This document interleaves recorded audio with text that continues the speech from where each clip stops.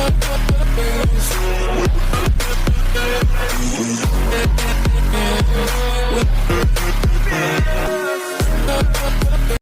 बच्चों, आज की क्लास बहुत ही इंपॉर्टेंट होने जा रही है क्योंकि आज हम डिस्कस करेंगे एंगल बिटवीन टू कर्व्स। दो कर्व अगर हमारे पास दे रखे हैं तो उनके बीच का एंगल कैसे हम निकालते हैं और उनके बीच का एंगल होता क्या है। बात समझ आई नहीं आई? तो ये आर्टिकल हम डिस्कस करेंगे और इसमें मैं आपको सारी चीज़ें बताऊंगा, सारे तरीके बताऊंगा, तो इसलिए वीडियो को पूरा देखें, ठीक है। अब देखिए, आगे स्टार्ट करते हैं आज एंगल ऑफ इंटरसेक्शन। टॉपिक का नाम है angle between two curves. Angle between two curves, ठीक है। इसको हिंदी में क्या बोलते हैं? दो वक्रों के बीच कोण। दो वक्रों के बीच कोण, ठीक है। अब ध्यान से समझिए। तो सबसे पहले हमें यह समझना है कि दो वक्रों के बीच कोण जो होता है वो होता क्या है, एंगल बिटवीन टू कर्व्स होता क्या है, कैसे पहचानते हैं हमें, और निकालने के क्या क्या तरीके हैं, क्या क्या फंडामेंटल्स हो सकते हैं। अगर हमारे पास कभी भी दो कर्व दे दे और हमसे ये पूछे कि इनके बीच का एंगल बताओ कितना होगा, तो हमारे पास क्या क्या स्ट्रेटजी है, क्या क्या तरीके हैं निकालने के, तो हम सारे तरीके डिस्कस करेंगे। तो सबसे पहले समझते हैं एंगल बिटवीन टू कर्व्स होता क्या है, ठीक है। तो जैसे मान लिया हमने यहां पे ड्रॉ किया, बेसिकली कोई भी दो कर्व है हमारे पास। ये मैंने एक्सिस ले ली, ये एक्स एक्सिस हमारे पास है और ये वाई एक्सिस है। और मैंने यहां पे कहा एक कर्व मैंने ये ले लिया और दूसरा कर्व मैंने ये ले लिया, कुछ भी ले लिया ऐसे करके, ये ले लिया मैंने, ठीक। ध्यान से देखिए, ये हमारे पास क्या है, इसका एक नाम दे दिया, ये कर्व 1 है हमारे पास और ये क्या है, कर्व 2 है। तो दो कर्व के बीच का एंगल जो होता है वो क्या होता है कि जब भी दो कर्व जिस पॉइंट पे इंटरसेक्ट करते हैं, वो पॉइंट ऑफ इंटरसेक्शन बहुत इंपॉर्टेंट होता है। बात समझ आई नहीं है? जिस पॉइंट पे दो कर्व इंटरसेक्ट करते हैं, काटते हैं एक दूसरे को, प्रतिच्छेद करते हैं, वो पॉइंट बहुत इंपॉर्टेंट होता है। तो दो कर्व के बीच का एंगल बेसिकली क्या होता है कि जिस पॉइंट पे दोनों कर्व इंटरसेक्ट करते हैं एक दूसरे को, वहां उसको मैंने क्या बोल दिया, पी बोल दिया। क्या बोल दिया? मैंने बोला उसको पी, ये पॉइंट ऑफ इंटरसेक्शन है। मैंने मान लिया ये दोनों कर्व जो है x1 y1 पर इंटरसेक्ट करते हैं। कौन से पॉइंट पर करते हैं? x1 y1 पर इंटरसेक्ट करते हैं। बात समझ आई नहीं है? तो आपको क्या करना है, उनके पॉइंट ऑफ इंटरसेक्शन पे टेंजेंट ड्रॉ करनी है दोनों कर्व पे। बात समझ आई नहीं है? ये जो कॉमन पॉइंट है ये C1 पे भी स्थित है और C2 पे भी लाई कर रहा है। तो आपको क्या करना है, इस कॉमन पॉइंट, ये जो कॉमन पॉइंट P आया हमारे पास, इस पे हमें क्या करना है, टेंजेंट ड्रॉ करना है। तो हमने एक टेंजेंट ये ड्रॉ कर दी, ये ड्रॉ कर दी इधर। ये कौन सी टेंजेंट है? ये टेंजेंट पॉइंट P पर है कर्व C1 पे। ध्यान से देखिए, ये हमारे पास क्या है, टेंजेंट 1। ये टेंजेंट मैंने किस पे ड्रॉ करी है? C1 पे ड्रॉ करी है, पॉइंट P पर। अब देखिए यही अब एक सिमिलर टेंजेंट में ड्रॉ करता हूं, कौन से पॉइंट पर? C2 पे ड्रॉ करता हूं मैं, ठीक है, पॉइंट P पर। इतनी बात समझ आई नहीं? मैंने C2 पे ड्रॉ कर दी, इसको मैंने बोला टेंजेंट 2। इतनी बात समझ आई नहीं आई? तो अगर हम पॉइंट ऑफ इंटरसेक्शन पर टेंजेंट्स ड्रॉ करते हैं, मैंने क्या बोला, दो कर्व के बीच का एंगल ऑफ इंटरसेक्शन क्या होता है ये मैं समझाने की कोशिश कर रहा हूं आपको। तो दो कर्व एक दूसरे को जहां पर इंटरसेक्ट करते हैं, उनके पॉइंट ऑफ इंटरसेक्शन पर अगर आप टेंजेंट्स ड्रॉ करते हैं, अगर आप स्पर्श रेखाएं ड्रॉ करते हैं, तो उनके बीच का कोण, वो जो स्पर्श रेखाओं के बीच का कोण होता है, वही क्या होता है, दो कर्व के बीच का एंगल होता है। बात समझ आई नहीं आई? तो कहने का मतलब क्या होगा, वो जो टेंजेंट्स के बीच का एंगल होगा, कौन से पॉइंट पर, पॉइंट ऑफ इंटरसेक्शन पे जो आपने टेंजेंट ड्रॉ करी है, उनके बीच का जो एंगल होगा वही क्या होगा, कर्व के बीच का एंगल होगा। तरीका समझ आया नहीं आया? तो टेंजेंट के बीच का एंगल क्या होगा, ये आप मान सकते हो, ये वाला एंगल ले सकते हो, ये ले सकते हो। तो मैंने मान लो कोई भी एंगल ले लिया, ये वाला एंगल ले लिया, ये ले लिया, ये इसको मैंने थीटा बोल दिया। इतनी बात समझ आई नहीं है? बहुत सारे लोग पूछेंगे, वो थीटा 90 भी हो सकता है, थीटा 30 भी हो सकता है, 45 हो सकता है, थीटा कुछ भी हो सकता है। और आपको एक बात पता होगी कि दो लाइन अगर एक दूसरे को कहीं भी इंटरसेक्ट करती हैं, मैंने क्या बोला, दो लाइन हमारे पास है और वो इंटरसेक्टिंग है, एक दूसरे को प्रतिच्छेद कर रही हैं, तो वो दो एंगल बनाती हैं। बात समझ आई नहीं है? वो कितने एंगल बनाएंगी? दो। अगर एक एक्यूट होगा, दूसरा क्या होगा, ऑब्ट्यूस होगा। वो 90 वाला केस स्पेशल है। तरीका समझ आया नहीं है? तो एक अगर एक्यूट है तो दूसरा क्या होगा, ऑब्ट्यूस एंगल होगा। इतनी बात समझ आई नहीं है? तो मैं कह सकता हूं जो एंगल बिटवीन कर्व्स होता है वो क्या होता है, एंगल बिटवीन टू कर्व्स, जो दो कर्व के बीच का एंगल होता है वो किसके बराबर होता है, वो बराबर होगा angle between tangents, angle between tangents, स्पर्श रेखाओं के बीच कोण, स्पर्श रेखाओं के बीच कोण। इतनी बात समझ आई नहीं है? जो टेंजेंट्स के बीच का एंगल होता है वही क्या होता है? कर्व के बीच का एंगल होता है। कोई पूछेगा टेंजेंट कौन से पॉइंट पे खींचे? पॉइंट ऑफ इंटरसेक्शन पे, जहां पे दोनों कर्व एक दूसरे को इंटरसेक्ट कर रहे हैं उस पे आप टेंजेंट ड्रॉ करो। टेंजेंट ड्रॉ करने के बाद उनके बीच का जो भी एंगल आएगा वो क्या होगा? एंगल ऑफ इंटरसेक्शन होगा। इतनी बात समझ आई नहीं है? अब देखिए हम बात करते हैं, एक चीज ये समझिए कि अगर एक नोट डाल के लिखिए कि दो लाइन अगर हमारे पास हैं वो इंटरसेक्टिंग है, एक लाइन ये हमारे पास है और एक लाइन ये है, तो अगर ये वाला एंगल हमारे पास एक्यूट है, जैसे मैंने कह दिया ये एंगल एक्यूट है, एक्यूट का मतलब न्यून कोण, ये एंगल क्या है? एक्यूट है, तो ये वाला एंगल क्या होगा? ये एंगल अधिक कोण होगा, ऑब्ट्यूस होगा। क्या होगा? ऑब्ट्यूस होगा, ऑब्ट्यूस एंगल होगा। इतनी बात समझ आई नहीं आई? और इन दोनों का सम क्या होगा? 180 होगा। इतनी बात समझ आई नहीं? आपको पता होना चाहिए, बेसिकली बहुत बेसिक चीज़ है। अब देखिए, तो आपको ये मैंने बताया कि एंगल ऑफ इंटरसेक्शन होता क्या है, किसके बीच का निकाला जाता है। जैसे बहुत सारे लोगों के अंदर एक मिसकंसेप्शन होता है कि एंगल ऑफ इंटरसेक्शन क्या होता है, जैसे एक कर्व ये है एक कर्व ये है, तो ये वाला होता है, ये नहीं होता है, ये वाला होता है। कर्व के बीच का ऐसे नहीं हम निकालते हैं। जिस पॉइंट पे कर्व इंटरसेक्ट कर रहे हैं उस पर आप टेंजेंट ड्रॉ करो। टेंजेंट ड्रॉ करने के बाद जो टेंजेंट के बीच का एंगल होगा वही क्या होगा? कर्व के बीच का एंगल होगा। बात समझ आई नहीं आई? ठीक। अब देखिए इसके लिए फॉर्मूला क्या होता है, इसके लिए कौन सा फॉर्मूला होगा। हर बार हम कर्व ड्रॉ नहीं करेंगे, कर्व ड्रॉ करके मेजरमेंट नहीं करेंगे, हमारे पास कोई फॉर्मूला होना चाहिए, कोई मेथड होना चाहिए। तो इसके लिए हम एक फॉर्मूला पढ़ते हैं, क्योंकि सिंपल सी बात आपने पढ़ा होगा कि अगर दो लाइन है एक दूसरे को थीटा एंगल पे कट कर रही हैं तो उनके बीच का एंगल क्या होता है। आपने एक फॉर्मूला पढ़ा होगा, टेन थीटा बराबर m1 minus m2 upon 1 plus m1 into m2। याद है नहीं याद है? तो वही फॉर्मूला यहां भी चलेगा, क्योंकि मैंने आपको स्टार्टिंग में ही क्लियरली मेंशन किया था टेंजेंट और नॉर्मल बेसिकली क्या है? लाइंस हैं, लाइंस ही तो है, तो लाइंस की सारी प्रॉपर्टीज फुलफिल होंगी। आपने पढ़ा था कि दो लाइन के बीच का एंगल कैसे निकालते हैं, जो फॉर्मूला आपने वहां यूज किया था सिमिलर फॉर्मूला आप यहां यूज करेंगे। बट वहां पे आप m1 m2 यूज करते थे, यहां पे m1 की वैल्यू कैसे निकालेंगे? आप dy/dx का यूज करके निकालेंगे। जो m1 m2 की वैल्यू आप निकालेंगे वो डेरिवेटिव का यूज करके निकालेंगे। मैंने क्लियरली मेंशन किया था कि स्लोप का मतलब यहां पे क्या होगा? dy/dx होगा। तरीका समझ आया नहीं? वहां पे स्लोप हमें गिवन होता था, बट यहां पे स्लोप हमें निकालना पड़ेगा कर्व का यूज करके। इतनी बात समझ आई नहीं आई? अब देखिए ध्यान से, तो इसका पूरा प्रूफ होता है ये फॉर्मूले का, बट प्रूफ पे हम कंसिडर नहीं कर रहे हैं, प्रूफ को कंसीडर नहीं कर रहे हैं। प्रूफ अगर आपको जानना है कि भाई ये फॉर्मूला कैसे आता है, क्या होता है, तो आप प्रूफ गूगल कर सकते हो, देख सकते हो, आपको मिल जाएगा। अगर आपको कोई दिक्कत आती है आप कमेंट करके बता सकते हैं, मैं प्रूफ भी करवा दूंगा। ठीक है, तो इसके लिए हमें क्या करना होता है? एक फॉर्मूला होता है। ठीक है, क्या होता है? फॉर्मूला होता है हमारे पास। फॉर्मूला क्या होता है? टेन थीटा बराबर m1 minus m2 upon 1 plus m1 into m2। ये हमारे पास फॉर्मूला होता है और इसका हमें क्या निकालना है? इसका हमें निकालना है मॉड। बात समझ आई नहीं आई? क्या निकालना है? मॉड। आप m1 माइनस m2 करो या चाहे m2 माइनस m1 करो, आपका आंसर क्या आएगा? एकदम सेम आएगा। बात समझ आई नहीं? आप m1 माइनस m2 करें या चाहे m2 माइनस m1 करें, आपका आंसर क्या आएगा? एकदम सेम आएगा, कोई दिक्कत नहीं आएगी आपको। तो बेसिकली इसीलिए मैंने मॉड लगाया। अब आपको पता होगा मॉड मैंने क्यों लगाया, क्योंकि देखो जब आप मॉड लगा दोगे तो वैल्यू आपके पास नेगेटिव हो कोई दिक्कत नहीं है, आप क्या लोगे? मॉड जैसे लगाओगे तो वैल्यू क्या आएगी? पॉजिटिव आएगी। तो अगर ये वाली क्वांटिटी पॉजिटिव आ रही है तो इसका मतलब इस समय जो हम थीटा कैलकुलेट कर रहे हैं वो थीटा क्या है? एक्यूट है। क्या है? एक्यूट है, न्यून कोण है। क्योंकि आपको पता होना चाहिए जब थीटा न्यून कोण होता है तभी टेन थीटा पॉजिटिव होता है। तो इसलिए हम कभी भी अगर एंगल ऑफ इंटरसेक्शन निकालेंगे तो हम एक्यूट एंगल निकालेंगे। अगर आपसे कोई पूछता है ऑब्ट्यूस एंगल बताओ तो उसको आप 180 में से क्या कर दोगे? सब्ट्रैक्ट कर दोगे, घटा दोगे। तो इसीलिए हम क्या करते हैं? यहाँ पे मॉड लगाते हैं, क्योंकि हम एक्यूट एंगल निकालते हैं।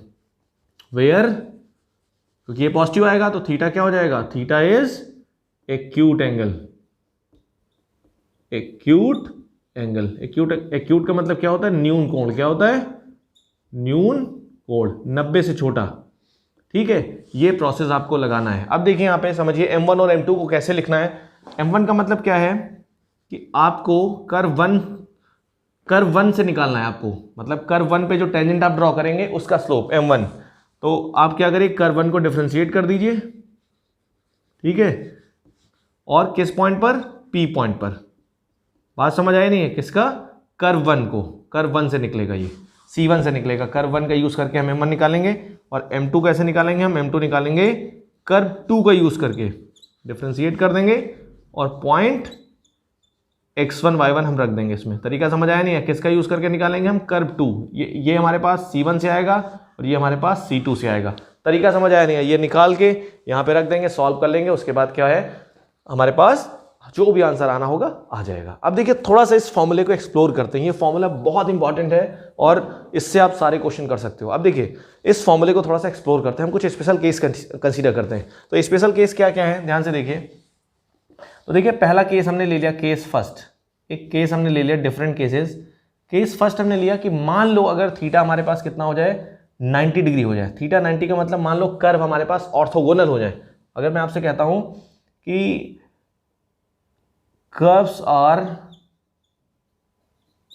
ऑर्थोगोनल, ऑर्थोगोनल का मतलब होता है 90 डिग्री पे कर्व एक दूसरे को काट रहे हैं। कर्व अगर ऑर्थोगोनल हो जाए या बोल सकते हैं परपेंडिकुलर हो जाए, क्या हो जाए,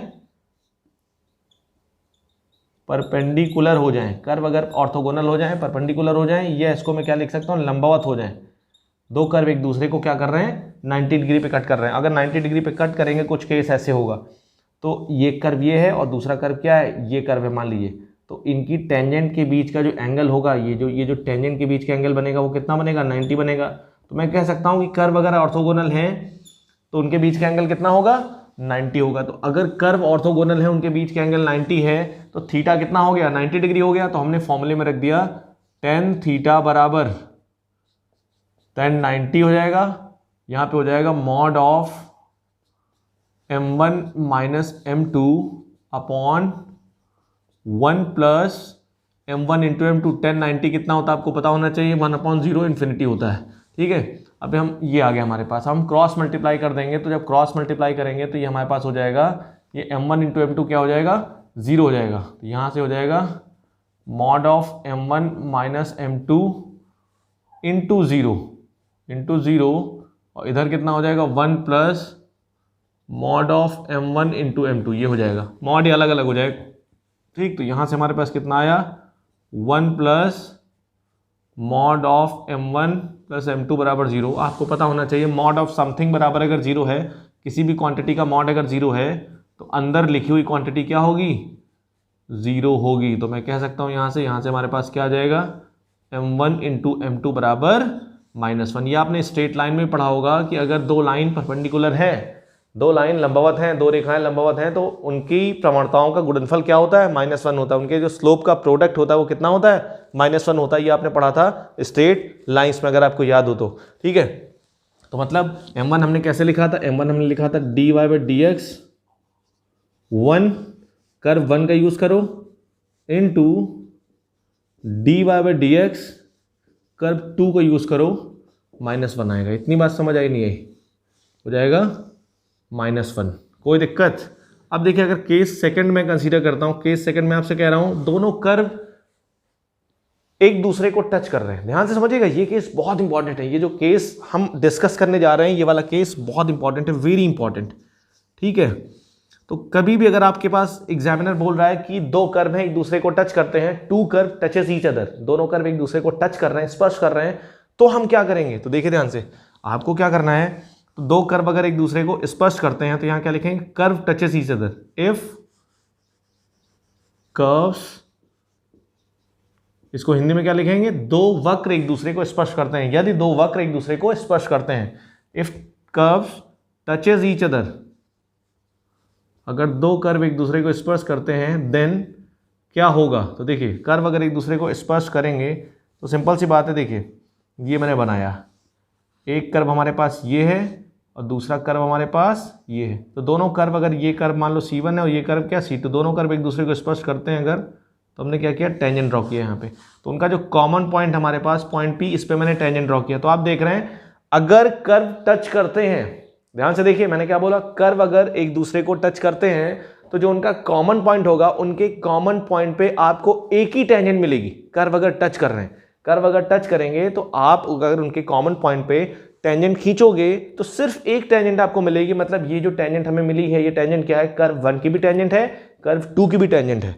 तरीका समझ आया नहीं है? मतलब इस पॉइंट पे, ये जो इनका कॉमन पॉइंट है, इस पॉइंट पे कर्व 1 का, जो कर्व 1 पे अगर आप dy बाई dx निकालोगे, कर्व 1 का यूज करके आप स्लोप निकालोगे, और कर्व 2 का यूज करके स्लोप अगर निकालोगे टेंजेंट का, तो दोनों से स्लोप क्या आएगा? सेम आएगा। ध्यान से सुनिए, फिर से एक बार सुनिए मैं क्या बोल रहा हूं। मैं ये बोल रहा हूं कि अगर दो कर्व एक दूसरे को टच कर रहे हैं, जब दो कर्व एक दूसरे को टच करेंगे तो किसी न किसी पॉइंट पे करेंगे, नहीं करेंगे?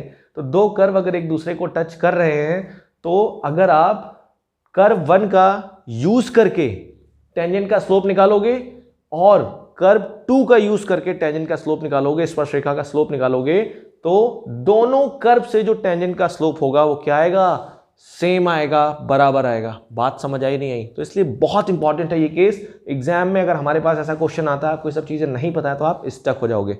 तरीका समझ आया नहीं है? क्योंकि आपको सारी पॉसिबिलिटी पता होनी चाहिए कि क्या क्या हो सकता है। जब आपको ये पता होगा तो आपका दिमाग उस हिसाब से वर्क करेगा, आपके अंदर अप्रोच जनरेट होगी। तरीका समझ आया नहीं है? अब देखिए हम बात करते हैं आगे। तो अगर ऐसा होता है तो आप ये बताओ, सिंपल सी बात है, इस केस में अगर ये हमारे पास केस है, तो आप बताइए स्लोप क्या होना चाहिए?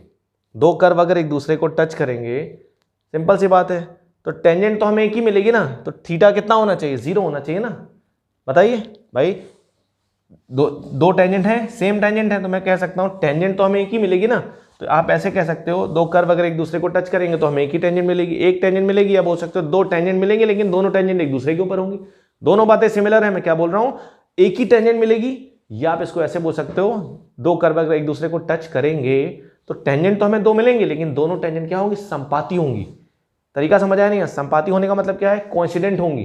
तो इसका मतलब थीटा कितना होगा? 0 होगा। तो अगर ऐसा होता है कभी भी, तो क्या होगा? जो थीटा होगा हमारे पास, थीटा वो क्या होगा? 0 डिग्री होगा। मतलब बोल सकता हूं थीटा अगर 0 हो जाएगा तो इनके बीच का एंगल 0 हो जाएगा। ठीक, एंगल 0 हो जाएगा, कर्व के बीच का एंगल 0 हो जाएगा। तो जब कर्व के बीच का एंगल 0 हो जाएगा तो इसमें अगर आप रखोगे tan 0 बराबर कितना हो जाएगा? m1 minus m2 upon 1 plus m1 into m2। Mod लगाओ चाहे मॉड ना लगाओ, कोई फर्क नहीं पड़ेगा। tan 0 0 होता है, तो क्रॉस मल्टीप्लाई कर दोगे, यहाँ से कितना आ जाएगा? यहाँ से आ जाएगा m1 बराबर m2, या बोल सकते हो dy बाई dx हम निकालेंगे। ठीक है, क्या निकालेंगे हम? dy बाई dx हम निकालेंगे, किस कर्व का यूज करके? कर्व 1 का यूज करके। और dy बाई dx हम निकालेंगे कर्व 2 का यूज करके। दोनों डेरिवेटिव क्या होंगे? बराबर होंगे। इतनी बात समझ आई नहीं आई? ये जो दोनों डेरिवेटिव हमने निकाले हैं, कर्व 1 का यूज करके हमने टेंजेंट का स्लोप निकाला है, कर्व 2 का यूज करके हमने टेंजेंट का स्लोप निकाला है, तो दोनों जो स्लोप होंगे वो क्या होंगे? बराबर होंगे। ठीक है, बात समझ आई नहीं है? तो इसलिए एंगल ऑफ इंटरसेक्शन एक बहुत आसान टॉपिक है। हर वो चीज आसान है जो आपको समझ में आ जाती है। अगर कोई कितनी भी आसान चीज है आपको समझ में नहीं आई तो वो मुश्किल खड़ी कर सकती है आपके लिए। तरीका समझ आया नहीं है? तो इसलिए इंपॉर्टेंट फैक्टर ये है कि चीज़ों को ढंग से पढ़ लिया जाए, फिर इन्हीं चीज़ों को हम इंप्लीमेंट करें सवाल करने में। जब आप सवाल करोगे तो आपके अंदर अप्रोच डेवलप होगी। तरीका समझ आया नहीं है? हम डायरेक्ट सवाल से कंसेप्ट पे अगर आते हैं तो कुछ चीज़ें छूट जाती हैं, हमें बेसिक्स क्लियर नहीं हो पाते हमारे। तो इसलिए बेसिक अगर आपको स्ट्रॉन्ग करना है तो फर्स्टली थियरी आपकी अच्छी होनी चाहिए। बात समझ आई नहीं आई? फिर उनको इंप्लीमेंट करिए। मैंने ये नहीं कहा कि आप सवाल मत करिए, सवाल करिए, लेकिन डायरेक्ट सवाल पे आ जाना ये ठीक नहीं है। ठीक है, अब देखिए आप इसको, ये जो इन्फॉर्मेशन मैंने लिखी है, ये जो मैंने लिखा है, इसको आप ढंग से नोट करिए, फिर उसके आगे हम प्रोसीड करते हैं। अब हम एंगल ऑफ इंटरसेक्शन पे बेस्ड कुछ क्वेश्चन करते हैं और आपको समझाते हैं क्या क्या तरीके हैं करने के। ठीक है, तो देखिए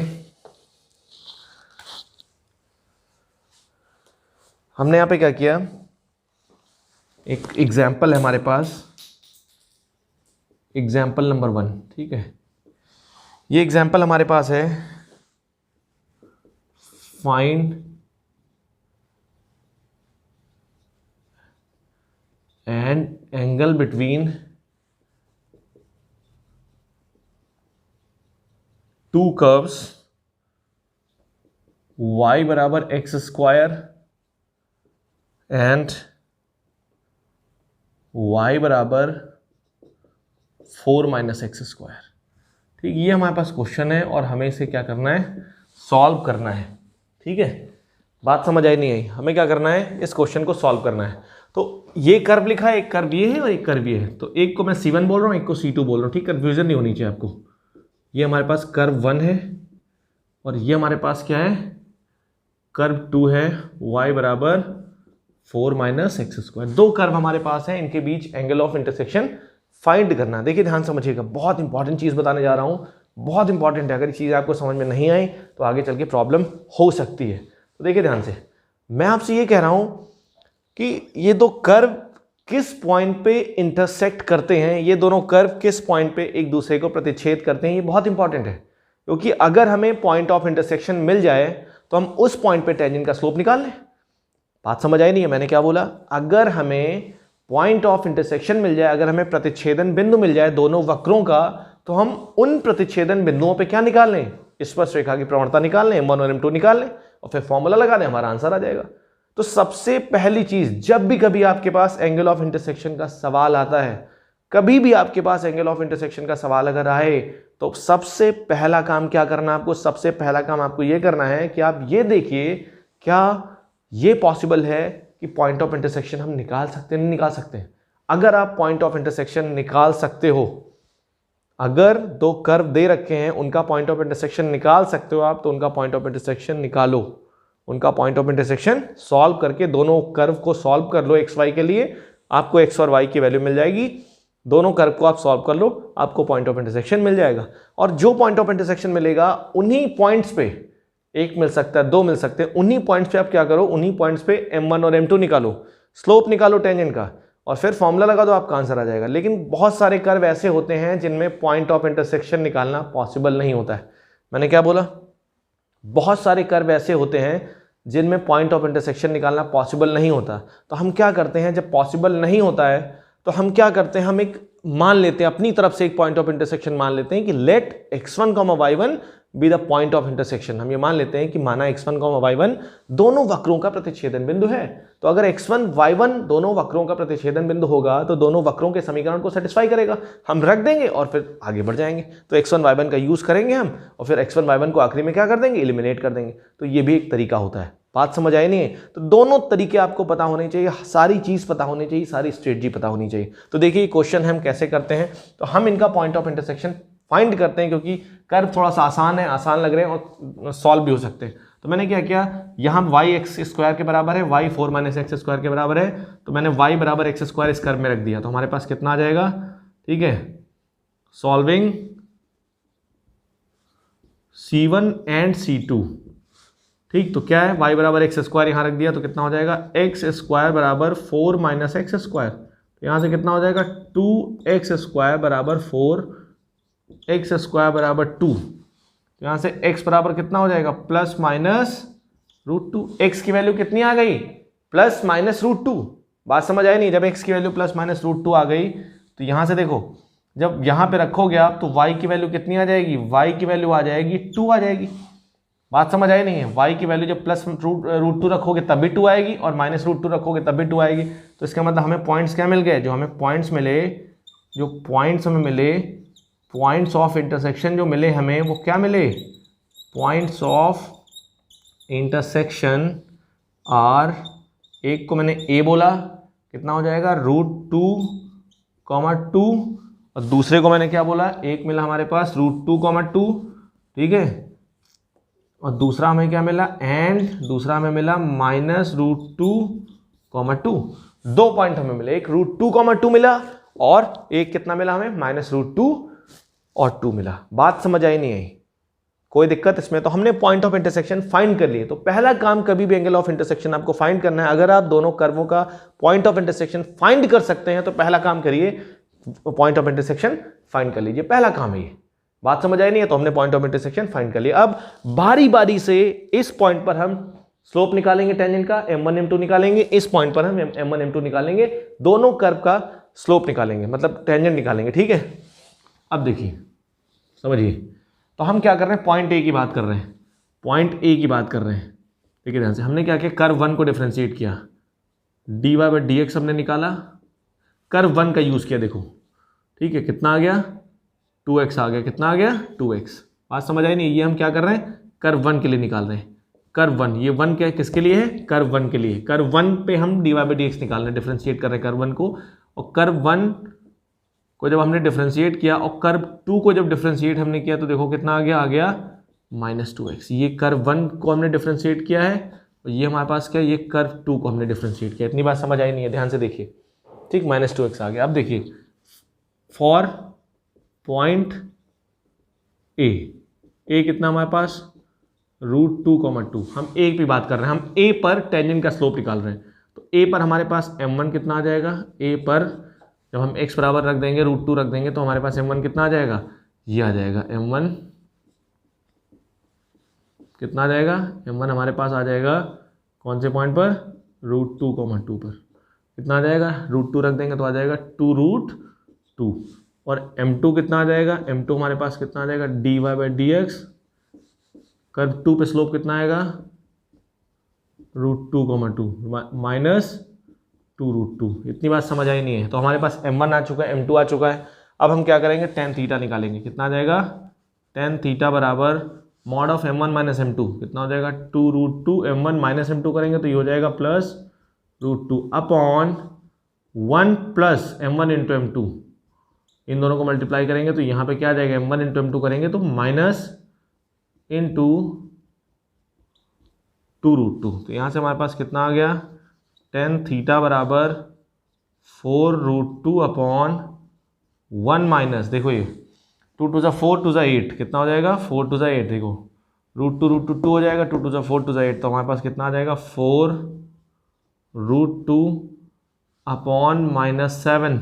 तो हमारे पास आ गया tan थीटा बराबर 4√2 बाई 7, हम प्लस लेंगे तो यहाँ से थीटा बराबर कितना आ जाएगा, थीटा बराबर हो गया tan इनवर्स 4√2 बाई 7। इतनी बात समझ आई नहीं है, ये हमने पॉइंट ए का यूज़ करके निकाला। इतनी बात समझ आई नहीं है, ये हमने क्या किया, पॉइंट ए का यूज़ करके निकाला। अब देखो ध्यान से, अब हम अगले पॉइंट पे करते हैं, पॉइंट बी का यूज़ करते हैं। ठीक है, हम इसका यूज़ करते हैं, किसका, ये जो पॉइंट हमारे पास बी है, पॉइंट बी पे देखते हैं कितना आएगा। फॉर पॉइंट बी, क्योंकि दो कर्व एक दूसरे को कोई ज़रूरी नहीं एक ही पॉइंट पे कट करें, दो पॉइंट पे भी कट कर सकते हैं, तो -√2, 2, ठीक, हमने ये किया। तो अब पॉइंट बी पर हम क्या निकालेंगे, m1 m2 निकालेंगे, कर्व 1 और कर्व 2 का यूज़ करके। तो m1 कितना आ जाएगा, m1 हमारे पास देखिए कितना आ जाएगा, 2x है ना, m1 हमारे पास है 2x, तो कौन से पॉइंट पे निकाल रहे हैं, -√2, 2, तो कितना आ जाएगा बताइए, -2√2 आ जाएगा। और m2 कितना आ जाएगा, m2 हमारे पास आ जाएगा -2x है तो कितना आ जाएगा, -√2, 2, तो ये आ जाएगा 2√2, आएगा नहीं आएगा। इतनी बात समझ आई नहीं है, तो हम यूज़ करेंगे tan थीटा बराबर, यहाँ से जब सॉल्व करेंगे m1 माइनस m2 करेंगे तो ये हो जाएगा 4√2 अपॉन 1 माइनस 8 हो जाएगा जब सॉल्व करेंगे। यहाँ से भी कितना आ जाएगा 4√2 बाई 7। तो फाइनली हम कह सकते हैं जो थीटा हमारे पास आया, थीटा बराबर कितना आ गया, tan इनवर्स 4√2 अपॉन 7, क्योंकि थीटा यहाँ पे ये स्टैंडर्ड वैल्यू नहीं है, तो हमारे पास ये आंसर आ गया। कितना बात समझ आई नहीं है, ये हमारे पास क्या आया, आंसर आया। तरीका समझ आया नहीं है, क्या तरीका है, क्या स्ट्रेटजी है, बताइए, कोई दिक्कत इसमें। हमने सबसे पहले क्या किया, सबसे पहले पॉइंट ऑफ इंटरसेक्शन निकाला, क्योंकि निकाल सकते थे, आसान था, इसलिए हमने पॉइंट ऑफ इंटरसेक्शन निकाले। तो हमें 2 पॉइंट ऑफ इंटरसेक्शन मिले। कितने पॉइंट ऑफ इंटरसेक्शन मिले, 2 पॉइंट ऑफ इंटरसेक्शन मिले। दोनों पे 2 पॉइंट ऑफ इंटरसेक्शन मिले, तो एक बार हमने इस पॉइंट पे एंगल निकाला और एक बार इस पॉइंट पे एंगल निकाला। तो मतलब एक बार हमने इस पॉइंट को यूज़ करके एंगल निकाला, एक बार हमने इस पॉइंट का यूज़ करके थीटा निकाला। तो कहने का मतलब है इस पॉइंट का जब यूज़ हमने किया तो इस पॉइंट पे हमने टेंजेंट का स्लोप निकाला, मतलब कर्व 1 का यूज़ किया तब स्लोप निकाला, कर्व 2 का यूज़ किया तब टेंजेंट का स्लोप निकाला। फिर एक बार इस पॉइंट बी पर हमने क्या किया, दोनों कर्व का यूज़ करके क्या किया, टेंजेंट का स्लोप निकाला और फिर एंगल निकाल लिया। तरीका समझ आया नहीं है, तो ये एक बेसिक तरीका है। अब देखिए हम आगे बढ़ते हैं थोड़ा सा, अब नेक्स्ट क्वेश्चन करते हैं। ठीक, अब देखिए क्वेश्चन है हमारे पास अगला क्वेश्चन ये हमारे पास एग्जाम्पल 2। ये हमसे कह रहा है 2 कर्व दे रखे हमारे पास, एक कर्व लिखा y बराबर sin x एंड अगला कर्व क्या लिखा हमारे पास, y बराबर cos x। हमें क्या बताना, थीटा बताना है, इनके बीच का एंगल बताना है। ठीक है, ध्यान समझिएगा, इनके बीच का हमें क्या बताना है, एंगल बताना है। तो देखिए सिंपल सी बात है, बहुत आसान तरीका है। तो सबसे पहली चीज़ हम सॉल्व करेंगे, क्या करेंगे, हम देखेंगे ये कर्व कहाँ पे एक दूसरे को इंटरसेक्ट करते हैं। तो y sin x के बराबर है, तो यहाँ से जब इन दोनों को कर्व को सॉल्व करेंगे तो हमारे पास क्या आएगा, sin x बराबर cos x, साइन एक्स बराबर कॉस एक्स। तो आपको पता होना चाहिए साइन एक्स अगर कॉस एक्स के बराबर है तो एक्स कितना होना चाहिए, साइन थीटा अगर कॉस थीटा के बराबर है तो एक्स कितना होना चाहिए। हम दोनों कर्व को एक्स और वाई के लिए सॉल्व करेंगे। तो साइन एक्स अगर कॉस एक्स के बराबर है तो बताइए थीटा कितना होना चाहिए। लोग कहेंगे 45, बिल्कुल 45 होना चाहिए, लेकिन 45 तो एक स्पेसिफिक एंगल है ना। जो 45 हमारे पास है वो तो एक स्पेसिफिक एंगल है, मतलब जो है 40, ऐसा कुछ ज़रूरी नहीं सिर्फ 45 पे बराबर हो। बात समझ आई नहीं है, ऐसा कुछ ज़रूरी नहीं है 45 पे बराबर हो।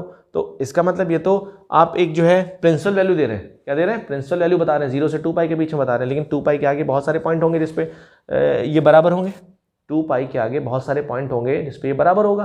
तो हम क्या करेंगे, साइन एक्स अगर कॉस एक्स के बराबर है तो ये बात याद रखिएगा, हम जनरल सोल्यूशन लिखेंगे। क्या लिखेंगे, जनरल सोल्यूशन लिखेंगे।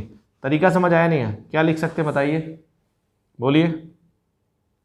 तो इसको मैं क्या लिख सकता हूँ, यहाँ से देखिएगा, ये जो लिखा है हमारे पास साइन एक्स बराबर कॉस एक्स, इसको मैं लिख सकता हूँ basically sine pi by 2 minus x लिख सकता हूँ।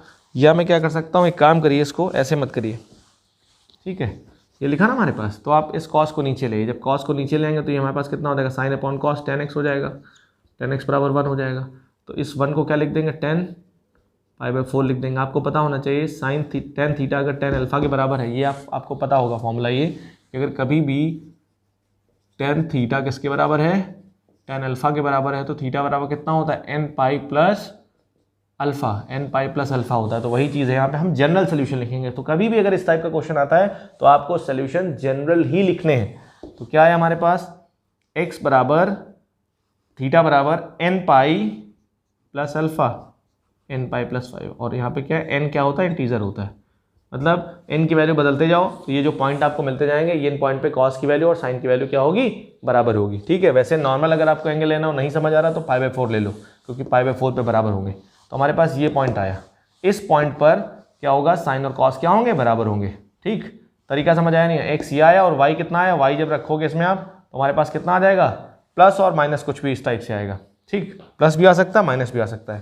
ठीक, तो अब देखिए ध्यान से, हमने क्या किया, इसको मैंने कर्व 1 बोला है, इसको मैंने बोल दिया कर्व 1, और इसको मैंने बोला है कर्व 2, इस वाले इसको मैंने बोल दिया कर्व 2। तो हमने इसको डिफ्रेंशिएट किया, हमने जब इसको डिफ्रेंशिएट किया हमने कर्व 1 को, तो कितना आया बताइए, कॉस एक्स आ गया। बात समझ आई नहीं है। अब इसकी वैल्यू हम कौन से पॉइंट पे निकालेंगे, इसको मैंने क्या बोल दिया, m1 बोल दिया। क्या बोला, m1। तो इसका मतलब जो है m1 की वैल्यू हम निकालेंगे इस पॉइंट पे। जब इस पॉइंट पे निकालेंगे तो m1 की वैल्यू कितनी आ जाएगी, cos n pi plus pi by 4। n पाई का मतलब समझ रहे हैं आप कितना होता है, सिंपल सी बात है, ये वैल्यू क्या आएगी, n pi plus pi by 4, cos pi plus theta minus, यहाँ रखेंगे कॉस n पाई पाई 4।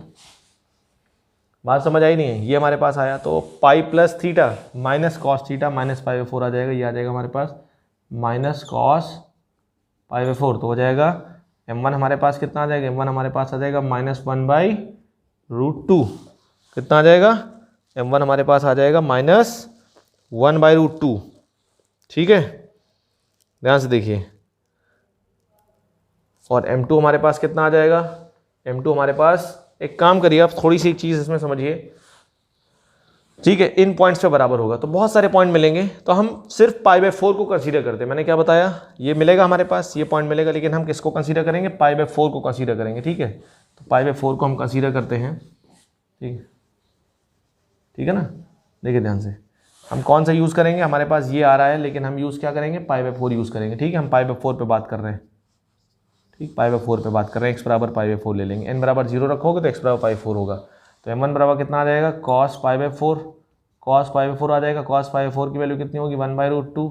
फिर जब डिफ्रेंशिएट करेंगे दूसरे कर्व को, dy/dx 2 कर्व के लिए, तो dy/dx 2 बराबर कितना हो जाएगा, माइनस साइन एक्स। कॉस का डिफ्रेंशिएशन कितना होता है, माइनस साइन एक्स। तो यहाँ से हमारे पास m2 कितना आ जाएगा, m2 आ जाएगा cos minus sine pi by 4, कितना आ जाएगा, minus sine pi by 4। Sine pi by 4 की वैल्यू 1/√2, तो -1/√2। तो फॉर्मूला लगाइए हमारे पास, फॉर्मूला हमने लगाया tan थीटा बराबर m1 माइनस m2। तो m1 माइनस m2 करेंगे, ये प्लस का आ गया, ठीक है, और ये माइनस का आ गया। m1 माइनस m2 करेंगे तो हो जाएगा 1/√2 plus 1/m1 minus m2 upon 1 plus m1 into m2। कितना हो जाएगा, m1 इंटू m2 करेंगे तो 1/2 आ जाएगा, वो भी माइनस का आ जाएगा। ठीक है, तो कितना हो जाएगा, ये आ जाएगा हमारे पास मॉड ऑफ 2/√2 और ये हो जाएगा 1 - 1/2 1/2 हो जाएगा। इतनी बात समझ आई नहीं आई?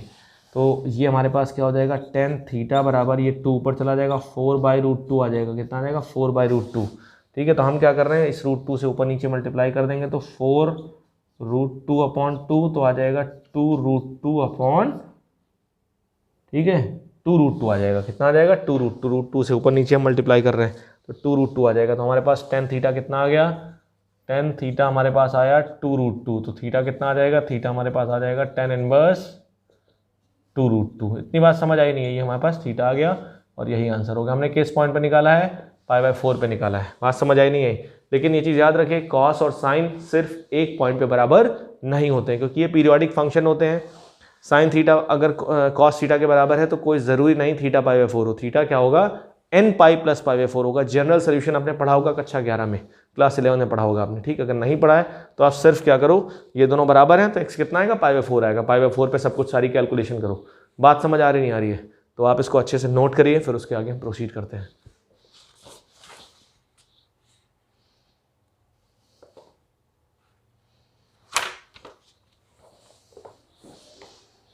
अब एक अगला क्वेश्चन करते हैं हम, एग्जाम्पल 3। ठीक है, तो ये क्वेश्चन कह रहा है हमें दो कर्व दे रखा है, y² बराबर 4x, ये कर्व 1 दे रखा है, और दूसरा कर्व हमारे पास क्या है, y बराबर e⁻ (x/2).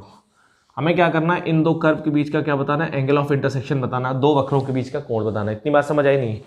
तो अब देखिए ध्यान से, अगर आप इनका पॉइंट ऑफ इंटरसेक्शन फाइंड करने जाओगे, अगर आप इनका पॉइंट ऑफ इंटरसेक्शन फाइंड करने जाओगे तो पॉसिबल नहीं, फाइंड नहीं कर पाओगे भाई। y बराबर y की वैल्यू यहाँ रख दोगे आप। अगर आप सोचते हो कि इनका हम पॉइंट ऑफ इंटरसेक्शन फाइंड कर लें तो y की वैल्यू आपने इसमें इस वाले कर्व में रख दी, तो कितना हो जाएगा, e⁻ (x/2) का होल स्क्वायर बराबर 4x।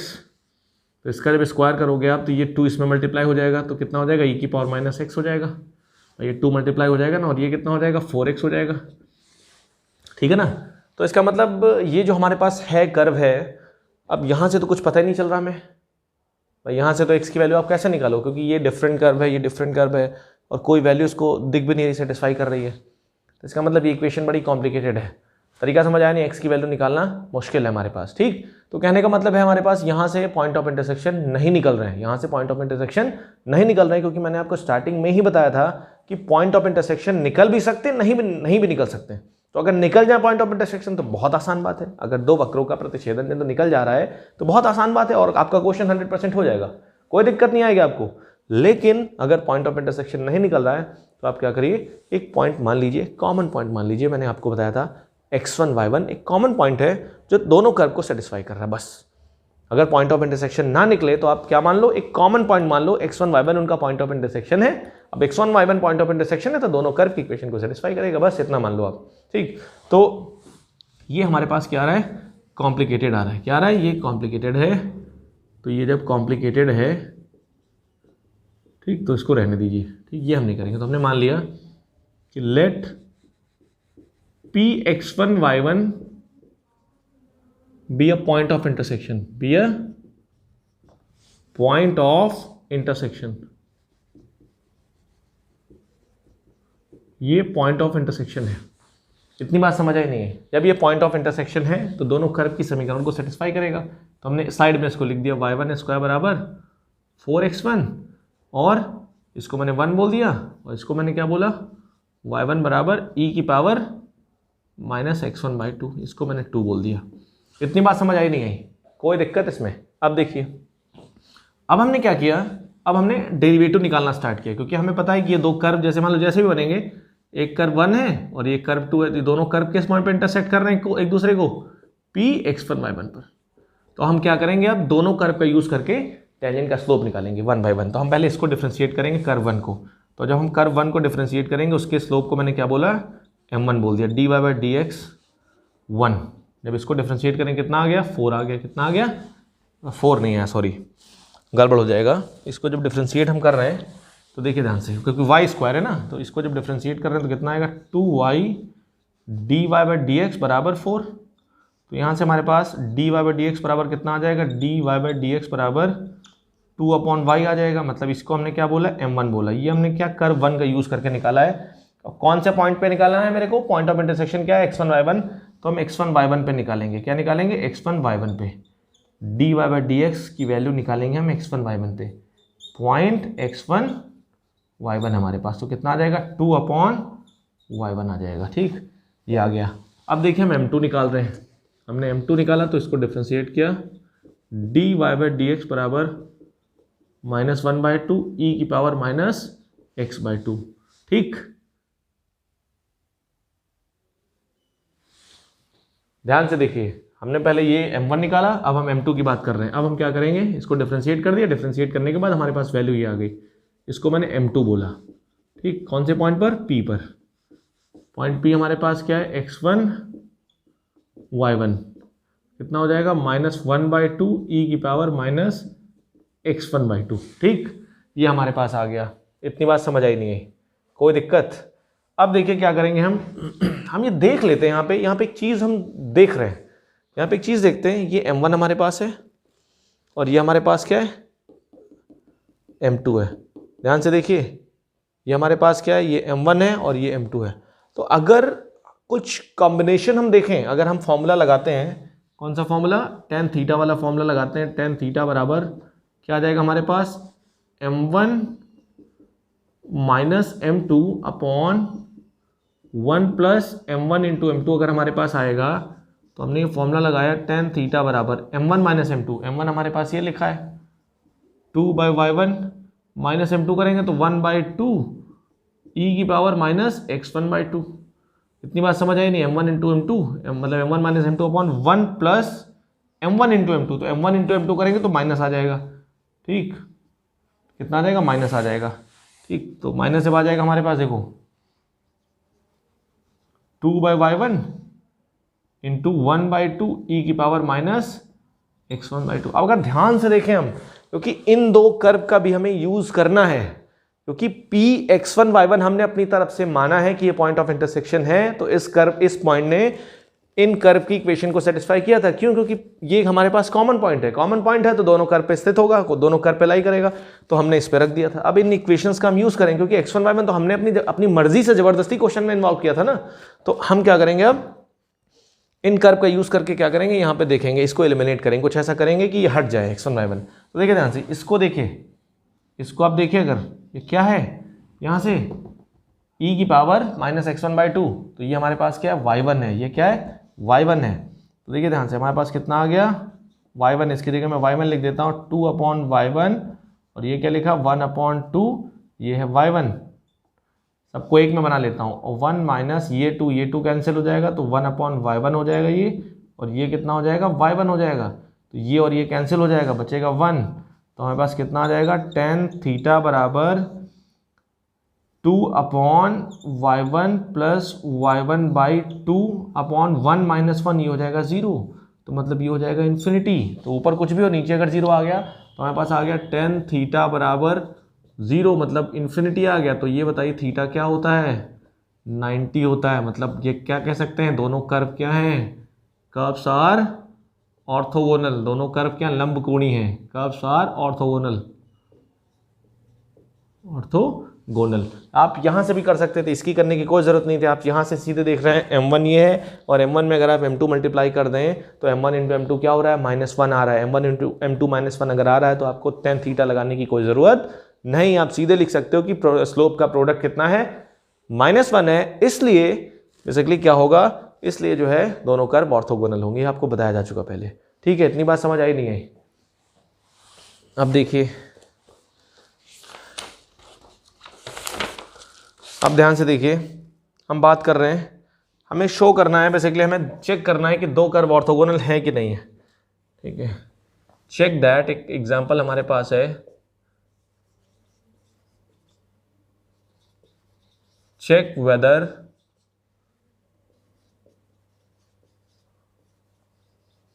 टू कर्व्स y² बराबर 4x एंड x² बराबर 4y आर ऑर्थोगोनल और नॉट। ठीक है, ये हमें चेक करना है। बात समझ आई नहीं है? हमें क्या करना है? चेक करना है। ठीक, अब देखिए ध्यान से समझिए। तो वैसे भी ये बहुत फेमस है हमारे पास, हमें ये चेक करना है, जांच करना है कि ये दोनों कर्व, ये दोनों जो वक्र हैं, ये लंबकोणीय है कि नहीं, हमें ये जांच करना है। इसको हिंदी में कैसे लिखेंगे? जांच कीजिए कि दो वक्र ये और ये लंबकोणीय है या नहीं। ठीक, तो ऐसे अगर हम इनको ड्रॉ करें, बहुत फेमस है ये पैराबोला, ये दोनों पैराबोला स्टैंडर्ड पैराबोला है। तो अगर हम इसको ड्रॉ करें तो ये वाला पैराबोला हमारे पास बनेगा कुछ ऐसे। ठीक, और ये वाला कर्व हमारे पास कुछ बनेगा ऐसे। बात समझ आई नहीं है? तो एक दोनों यहाँ पे कट कर रहे हैं, ध्यान से देखिए, यहाँ पे कट कर रहे हैं। ये हमारे पास ओरिजिन है, ये तो पता है हमारे पास, ये ओरिजिन है, तो ये 0 0 हो जाएगा। और ये पॉइंट क्या होगा? ये पता नहीं क्या होगा, तो हम निकालते हैं। हमने दोनों कर्व को सॉल्व किया। हमने जब दोनों कर्व को सॉल्व किया तो हमने क्या किया? y की वैल्यू उठा के यहाँ से हमने y की वैल्यू निकाली। x² बराबर 4y हमारे पास, तो यहाँ से y बराबर कितना हो जाएगा? x²/4। और हमारे पास अगली इक्वेशन क्या है? y² बराबर 4x है, तो हमने y की जगह इसको रख दिया। y की जगह रखा तो x की पावर 4/16 हो जाएगा। कितना हो जाएगा? 16। इसका स्क्वायर कर देंगे 16, और इधर कितना हो जाएगा? 4x हो जाएगा। तो यहाँ पे हमारे पास कितना हो जाएगा? x की पावर 4 बराबर 64x।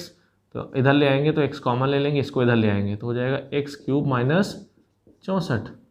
ठीक है, तो इसको मैं कैसे लिख दूंगा? इसको मैं लिख दूंगा x, ठीक, x³ बराबर 64, ये लिखा हमारे पास है। तो यहाँ से कितना आ जाएगा? x बराबर 1 तो आ जाएगा 0, और एक x बराबर आ जाएगा 4, 2 मिलेंगे। तो x बराबर अगर 0 रखेंगे तो y की वैल्यू 0 आ जाएगी, तो वहाँ से क्या आ जाएगा? ये आ जाएगा। अगला पॉइंट क्या है? x बराबर अगर हम 4 रखेंगे, देखो इस x बराबर अगर हम 4 रख रहे हैं, इसमें कितना आएगा? 4 4 जा 16, कितना आएगा? 4 4 जा 16। ठीक है, ये आ रहा नहीं आ रहा है? और 16 का अगर हम स्क्वायर रूट लेंगे तो +-4 आएगा, बट ये यहाँ पे कट कर रहा है, माइनस पे नहीं कट करेगा ना, इधर नहीं कट करेगा। ठीक है, तो कितना आएगा? 4, 4 आ जाएगा। इतनी बात समझ आई नहीं आई? कोई दिक्कत? बात समझ आई नहीं आई? तो हमारे पास ये आ चुका है, 2 ही पॉइंट हमें मिले हैं, और कोई पॉइंट तो मिला नहीं। एक पॉइंट ये मिला, एक पॉइंट ये मिला। तरीका समझ आया नहीं है? जब आप x बराबर 4 इसमें रखोगे, यहाँ पे रखोगे, देखो यहाँ रखो चाहे यहाँ रखो, x बराबर 4 रखोगे 16 हो जाएगा। 16 को 4 से y बराबर 4 आ जाएगा यहाँ पे। ठीक, अगर आप -4, यहाँ से -4 आ रहा है, y बराबर -4 भी आएगा, क्योंकि 4 अगर रखोगे आप तो y² बराबर 16, तो y बराबर +-4, बट -4 क्या करेगा?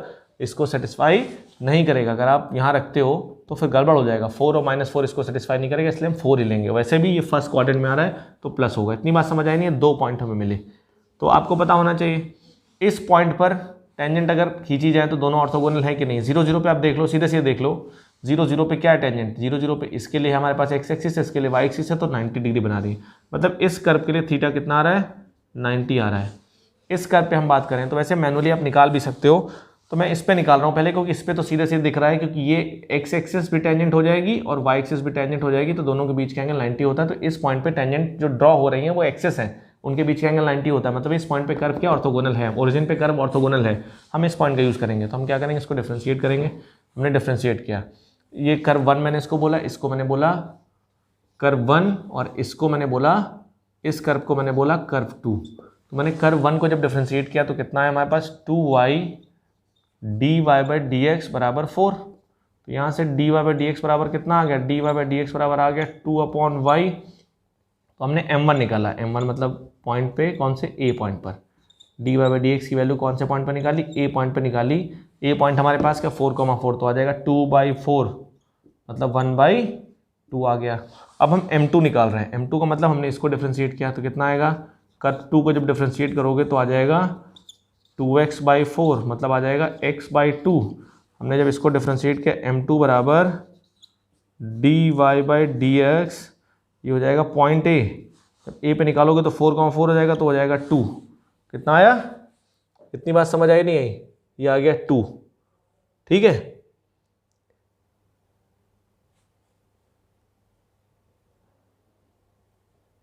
ठीक है, ये हमारे पास 2 आ गया। अब जब 2 आया और ये 1/2 आया, तो हमने क्या किया? हमने m1 और m2 निकाला। m1 इंटू m2 निकाला तो हमारे पास कितना आ रहा है? 1/2 इंटू 2, कितना आ गया? 1 आ गया। तो यहाँ से क्या आ रहा है? m1 इंटू m2 किसके बराबर आ रहा है? 1 आ रहा है, मतलब -1 नहीं आ रहा है। तो -1 अगर नहीं आ रहा तो हम कह सकते हैं कि जो कर्व्स है curves are not orthogonal, not orthogonal, दोनों कर्व ऑर्थोगोनल नहीं है। बात समझ आई नहीं है? दोनों कर्व ऑर्थोगोनल नहीं है, इस पॉइंट पे ऑर्थोगोनल नहीं है, लेकिन इस पॉइंट पे ऑर्थोगोनल है। इस पॉइंट पे क्या है? ऑर्थोगोनल है। आप चेक भी कर सकते हो, ठीक है। इस पॉइंट पे क्या है? ऑर्थोगोनल है, अगर आप निकालना चाहोगे तो, ठीक है। अगर ओरिजिन की अगर बात करोगे आप तो दोनों ऑर्थोगोनल आ रहे हैं, दिख रहा है सीधे सीधे। बात समझ आई नहीं है? जब रखोगे यहाँ पे x बराबर 0 रखोगे, y रखोगे तो कितना हो जाएगा? 0 इंटू इन्फिनिटी हो जाएगा, तो इन्फिनिटी आ जाएगा, ठीक है। m1 इंटू m2 ऐसे करके, बट यहाँ से निकल नहीं पाएगा 0 पे, क्योंकि 0 पे गड़बड़ हो जाएगा, बट फिगर से यहाँ पे दिख रहा है हमें, क्योंकि ये बेसिकली स्टैंडर्ड है, ठीक है। तरीका समझ आया नहीं है? तो 0 पे क्या है? 90 आ रहा है, और इस पॉइंट पे क्या है? इस पॉइंट पे बेसिकली जो है कर्व थीटा 90 नहीं आ रहा, थीटा 90 नहीं आ रहा, तो मतलब इस पॉइंट पे ऑर्थोगोनल है, बट इस पे ऑर्थोगोनल नहीं है। तरीका आपको समझ में आ चुका होगा, काफ़ी कुछ मैंने आपको बताया, ठीक है। तो और भी क्वेश्चंस हैं, और कभी भी एक चीज़ याद रखिए कि अगर हमारे पास एग्जाम में ये लिखा हो कि कर्व ऑर्थोगोनल हैं, हमसे कह रहा है find the value of lambda या find the value of k so that curves are orthogonal, हमसे बोला जा रहा है कि हमें लैम्डा की उस मान को बताइए जिसके लिए कर्व क्या हो? ऑर्थोगोनल हो। तो मतलब एग्जामिनर ने क्या कर दिया? हमें ऑर्थोगोनल दे दिया, हम कर्व को क्या मान के चलेंगे? ऑर्थोगोनल मान के चलेंगे, मतलब m1 इंटू m2 बराबर -1 हम मान के चलेंगे। इतनी बात समझ आई नहीं है? हम ये मान के चलेंगे कि कर्व ऑर्थोगोनल है, तो हम आगे प्रोसीड करेंगे और हमें जो भी इक्वेशंस बनेंगी सॉल्व करेंगे, हमें लैम्डा या के की वैल्यू मिल जाएगी, जो भी कांस्टेंट होगा। तो इसलिए मैं आपसे हमेशा एक चीज़ कहता हूँ कि पहले अपने बेसिक स्ट्रॉन्ग करिए, फिर आपको जो दिख रहा है वहाँ तक पहुँचिए। पहले आपको जहाँ तक नज़र जा रही है आपकी, जहाँ तक आप डेटा एनालिसिस कर सकते हो, वहाँ तक आप पहुँचो। फिर वहाँ जब पहुँचोगे तो उसके आगे का रास्ता अपने आप क्लियर हो जाएगा। तरीका समझ आया नहीं है? तो हर चीज़ अगर आपको पता होगी तो आप स्टक नहीं होगे, कोई दिक्कत इसमें। तो अब देखिए बेसिकली मैंने आपको क्या क्या कराया। मैंने आपको टेंजेंट लिखना सिखाया, नॉर्मल लिखना सिखाया, एंगल ऑफ इंटरसेक्शन आज एक्सप्लेन किया। अभी देखिए टॉपिक क्लोज नहीं हुआ, अभी इसको हम और प्रोसीड करेंगे, थोड़ा सा बढ़िया बढ़िया क्वेश्चंस आपको कराएंगे, अच्छी वैरायटी कराएंगे आपको। तो आपका काम क्या है कि प्रॉपर नोट्स बनाइए। अगर आपने डिफरेंशिएशन नहीं देखा पहले उसको देखिए, ढंग से देखिए, सेट नहीं देखा उसको देखिए, पुरानी वीडियोस देखिए। ये पूरी कैलकुलस की सीरीज चल रही है, टेंजेंट एंड नॉर्मल, फिर उसके बाद हम इंक्रीजिंग डिक्रीजिंग पे आएंगे, मैक्सिमम मिनिमा पे आएंगे, काफ़ी कुछ आपको हम बताएंगे। तो इंपॉर्टेंट फैक्टर ये है कि एकदम सीक्वेंस में चलें आप, अगर आप सीखना चाहते हैं, ठीक है। और अगर आप बिगनर हैं, आपको कुछ भी नहीं आता, तो आप एनसीईआरटी पहले आप इसको लगाएं, फिर एनसीईआरटी प्लस एक रेफरेंस बुक कोई भी ले लें, RSARD ले लें आप, और आप बहुत अच्छा परफॉर्म कर पाएंगे। तरीका समझ आया नहीं? क्योंकि जब तक आप प्रॉब्लम नहीं लगाएं, कंसेप्ट तो आपने सीख लिया, अब कंसेप्ट को अप्लाई कैसे करें हम, तो मैं आपको क्वेश्चंस बताता हूँ, तो आप क्या करिए उन इसी सिमिलर टाइप के क्वेश्चंस लगाइए आप बुक में बहुत सारे क्वेश्चंस होंगे। तो जब लगाओगे, कोई दिक्कत आता है तो आप मेरे को टेलीग्राम पे क्वेश्चन भेज सकते हैं, कमेंट कर सकते हैं, अपने प्रॉब्लम बता सकते हैं। तो ठीक है, तो आज की क्लास को मैं यहीं रोकता हूँ। नेक्स्ट वीडियो में मैं आपसे मिलता हूँ सेम एनर्जी के साथ, तब तक के लिए थैंक यू।